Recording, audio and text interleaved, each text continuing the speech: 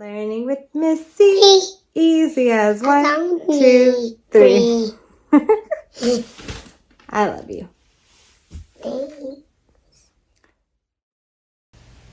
Good morning and welcome, guys. We're going to go over the Unit 3 CUA. This is to make sure you're ready for your test on Tuesday, so feel free to pause at any time to skip through, whatever you need to do. So question 1 says, what is the slope of the linear function shown in the graph? So this one doesn't have any scales, so no numbers on the x and y, so we're just assuming that they're counting by ones, okay? Like so. So we're gonna take our 2 points that we have. You can either do one of two things. You can count your rise and run, or you can just take the 2 points. Like I know this is 0, 1, 2, 3, 4, 5. So 0, 5.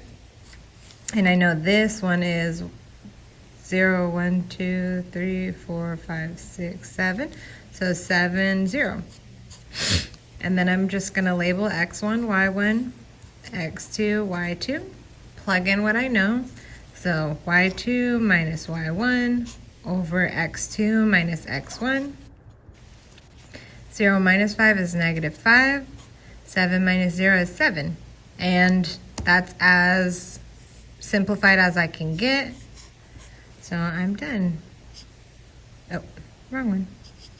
-5, 7. Number 2.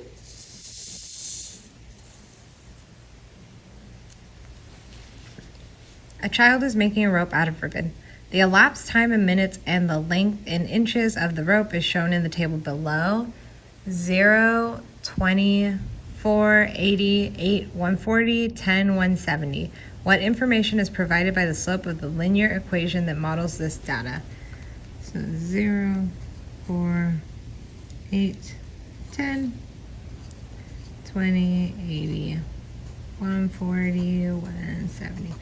Okay, so let's look at what they're asking us. What is the slope? So because I'm asking about the slope, I'm asking about a rate of change. So our change in y over our change in x. This means that I am not talking about an end or start point, so it couldn't be either of these. I don't want to know how long it ends up being or how long it started out being, but I want to know a rate. So it is one of these. So I do 80 minus 20 because x1, x2, y1, y2. So y2 minus y1 over x2 minus x1. So 80 minus 20, 60. 4 minus 0 is 4. 60 divided by 4, and I'm gonna write this down here, is 15. So our rate is 15. So the rope is being tied at a rate of 15 inches per minute, or the rope is being reduced. This reduced wording, that would be a negative, and this was a positive 15, so it's being tied. So it would have been C.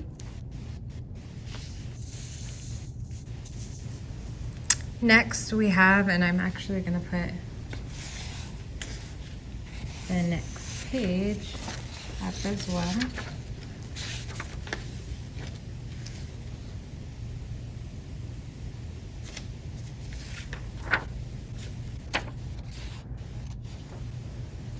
Oh, I can't.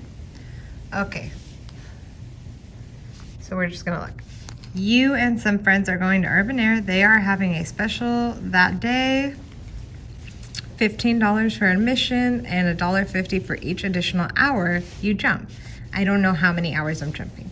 Which equation can be used to determine T, the total cost of the day, and H for the hours you jump? So T is my total cost. I know that I have no clue how many hours I'm jumping, so just H. I know that each hour is $1.50, and I know that I have to pay $15. So this is the equation that I'm looking for. Answer choice A says H equals 15T, which is already not right. H is not our total, that's our hours. we see that b is h equals 1.5, which we already said it's not h. It's one of these two, t equals 15h plus 1.5, or t equals 1.5h plus 15. And we did say this one because the 1.5 has to go with h, and the 15 is already there. So that's, D was our answer. Next, number 4. The weight of an object on Earth varies directly as the weight of the same object on the moon. So seeing that wording, I already know I'm making a proportion because I am making a direct variation comparison. So a 300-pound object would weigh 48 pounds on the moon. How much would a 65-pound object weigh on the moon? So I'm gonna say Earth, moon, like so. On Earth, 300 pounds is 48 on the moon.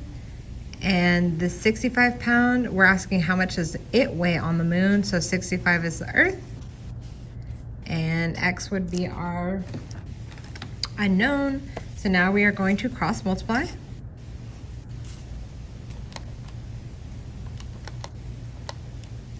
So 48 times 65 is 3,120 equals 300. X divide by 300 on both sides.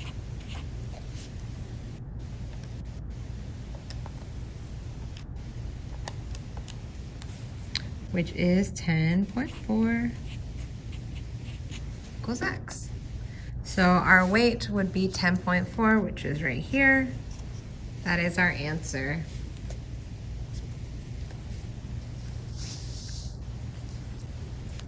Next, what is the slope of the line that passes through the points R, -2, -4, and T, 3, -1? So we are going to label this x1, y1, x2, y2, and plug in what we know. -1 minus -4, 3 minus -2, double positive, -1 plus 4 is 3, 3 plus 2 is 5. So 3/5, right here. Answer choice D.